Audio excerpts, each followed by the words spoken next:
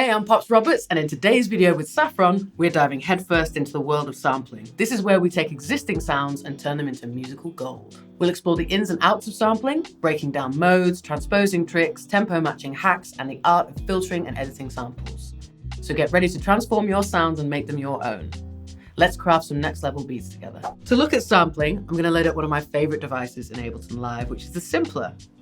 The Simpler is called the Simpler because it is a simpler version of its cousin, the Sampler, which is a multi-sampling device that's more complicated and is much more powerful, but nevertheless, the Simpler is a great way of looking at sampling in its purest form.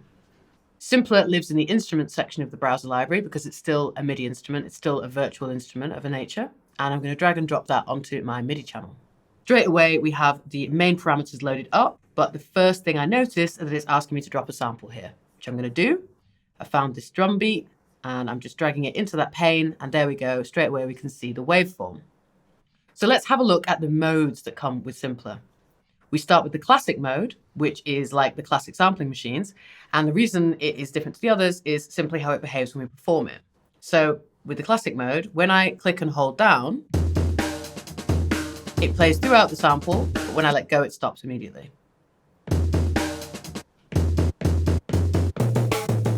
So we can move it around. It pitches up, so the higher it goes, the higher in pitch it goes, and the faster it goes. We get all the way up here, right up here. So yeah, we have a lot of control over that. The one shot, which we saw quite a lot of in the drum rack when we just had simple one hits like the kicks or the congas, behaves differently. You can see it's all highlighted here, and when I press it once, it plays through the entire sample without needing me to hold it down. So this is good for when you have something, maybe you're playing live and you just want to trigger something that doesn't need you to hold it down. It doesn't need you to focus on it. You just do it in time. Maybe it's a piece of audio or that's like a voice or a voiceover or something or a special effect. You hit it once and you know that Ableton Live is taking care of it for you and playing all the way through. But my favorite function of the Simpler is Slice. And what Slice does is that it has now basically created all of these different slices, as in these blue lines, every time there's the beginning of a transient.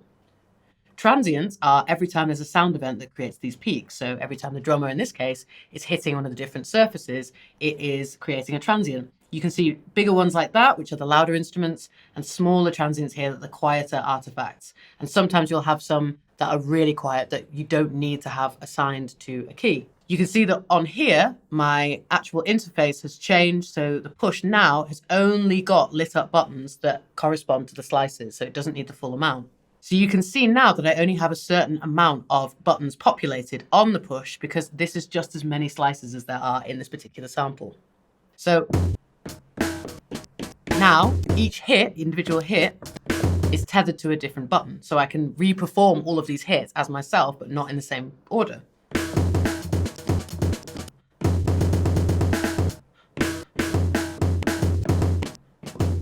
So we can mess around with that and repurpose a really beautifully recorded drum kit, or we can go a different route.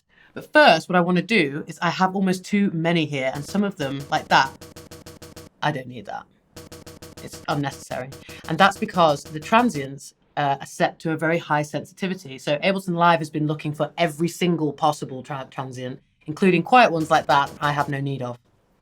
So when I turn the sensitivity down, we can see that not only do some of these buttons go dark, but also these slices are going gray. So the ones that were the quietest, as I ask it to be less sensitive, start to not become tethered to any of these buttons. So again, watch this one. That's only a small one. As I bring the sensitivity down, they start to go gray. They start to go out. So now I just have the main event, like the big players. So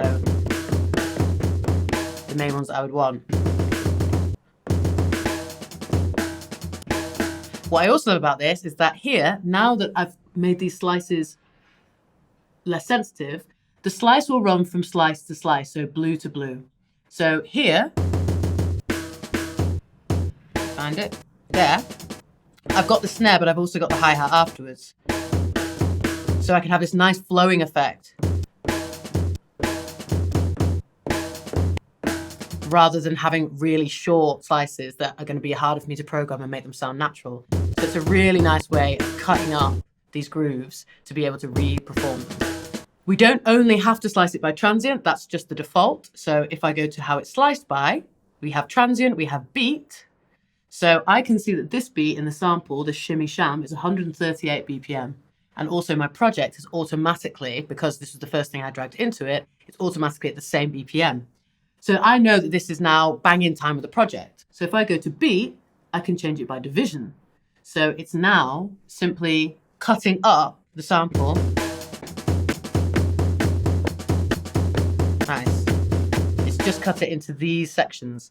And obviously the higher the division, so eighths or sixteenths, we just have more at our fingertips. So this has filled the entire thing, and it's almost the same as doing it by transient in the end. So you can choose what divisions you want it by. So that is a deeper look into sampling and some of the ways that we can approach sampling, the ways we can repurpose beats, we can repurpose sounds, soundscapes, and think about how to incorporate this into sound design and just creating some really, really interesting takes on other pieces of material that you can get from anywhere. You can record it yourself, or you can go deep into some loop samples, or go onto one of the websites, or even use Foley that you can record off your phone and start to layer up and really investigate sound and use some really interesting techniques to pull different qualities out and have fun with it, basically. If you want to become a Saffron member and have access to more, then tap the link below and get some deeper insights into your music production.